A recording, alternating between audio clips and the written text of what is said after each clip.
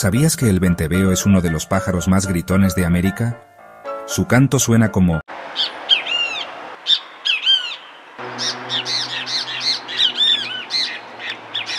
Por eso lo llaman así. Tiene una ceja blanca muy llamativa, como si usara una bandita blanca sobre los ojos. Es su look característico. Se adapta a muchos ambientes. Lo puedes ver en ciudades, pueblos, selvas, sabanas e incluso en parques urbanos.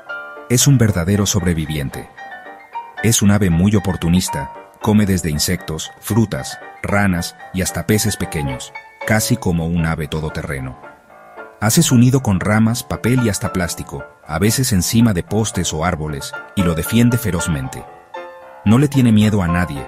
Si ve una serpiente o un halcón cerca de su nido, lo ataca con valentía.